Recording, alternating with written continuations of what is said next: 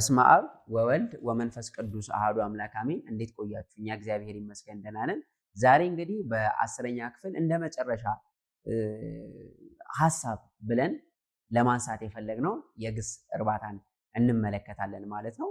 ይህንን ስላችሁ ቀጣይ ምዕራፍ ያለውን ይሄ ቅኔ የሚል ምዕራፍ አለ። እሱን አንቀጥሎ ማለታችን ሳይሆን እሱን ሰፋ ያለ ጊዜ ሰጥተን የምንማረው ይሆናል ማለት ነው። ነገር ግን የግስ እርባታን ለዛሬ ምርጫችን አድርገናል። ጥሩ እንግዲህ ግስን ከዚህ በፊት በአስሩ መራሕያን ባጭሩ ስናረባ ተመልክተናል። ታስታውሱ እንደሆነ ቀተለን አነሳንና በአስሩ መራሕያን እንዴት ነው የምናረባው ብለን ተነጋገርን። አነ ቀተልኩ፣ ንሕነ ቀተልና፣ አንተ ቀተልከ፣ አንቲ ቀተልኪ፣ አንትሙ ቀተልክሙ፣ አንትን ቀተልክን፣ ውእቱ ቀተለ፣ ውእቱሙ ቀተሉ፣ የእቲ ቀተለት፣ ውእቶን ቀተላ ብለን በአስሩ መራሕያን አርብተን ነበር አይደለ? ግን ግስ የሚረባው በአስሩ መራሕያን ብቻ ነው እንዴ? አይደለም። ለምሳሌ ቀተለ እሱ ገደል አይደለ? አንተን ሲገድልህስ ግልጽ ነው። እከሌ እከሌን ሲገድለው፣ እከሌ እከሌን ስትገድለው፣ እነሱ ሌሎቹን ሲገድሉ የሚሉት ነገሮች የራሳቸው የሆነ ምን አለው ማለት ነው? እርባታ አለው። እስቲ እዚህ መጽሐፋችን ላይ የተቀመጠውን እንመልከት። አይመረን ነው ለምሳሌ ያስቀመጠው። ውእቱ ይላል አይደል? አይመረ ውእቱ አይመረ እሱ ምን አለ? አወቀ አወቀ። ከዛ የአምር ያውቃል፣ ያይምር ያውቅ ዘንድ ይወቅ። አራቱን አንቀጾች በፊት የተነጋገርነውን አስታውሱ፣ ልብ በሉ። ጥሩ አንተ አወክ ማለት ከፈለኩ ምን ላለው? አንተ አይመርከ።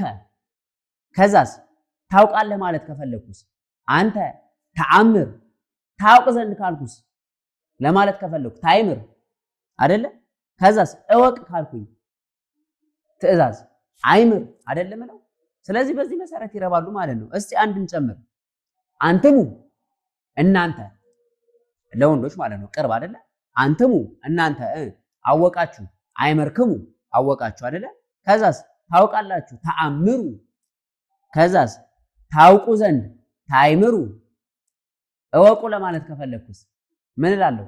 አይምሩ እላለሁ ማለት ነው። ስለዚህ እስቲ እንመለስ። ቀተለ ምን እላለሁ? አንተ ቀተልከ ካልኩ በኋላ አንተ ትገላለህ ማለት ከፈለኩ ምን እላለሁ? አንተ ትቀትል አይደለ?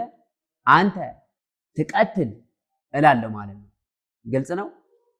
አንቺ ካልኩኝ ለአንቲ አንቲ ቀተልኪ፣ ከዛስ ትቀትሊ ይሆናል ማለት ትቀትሊ ይሆናል ማለት። ስለዚህ በዚህ መሰረት ምን ማድረግ እንችላለን ማለት ነው?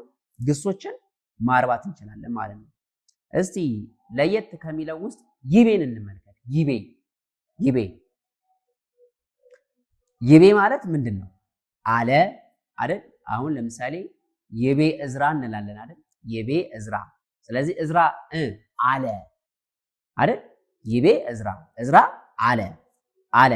ስለዚህ አንተ ማለት ከፈለኩስ አንተ አልክ ለማለት ከፈለኩ ምን እላለሁ? አንተ ትቤ ነው የምለው። ትቤ ግልጽ ነው። ይቤ አለ ነው። ትቤ አለ፣ ትቤ አልክ። ከዛስ ትብል ትላለህ። ከዛስ ትበል ትል ዘንድ። ከዛ በል ማለት ነው። ያው በአማርኛው በል ነው፣ በግዕዝ በል ትእዛዝ ሲሆን ማለት ነው። የመጨረሻ የይቤን እንመልከት። እኔ እብል እላለሁ አይደል?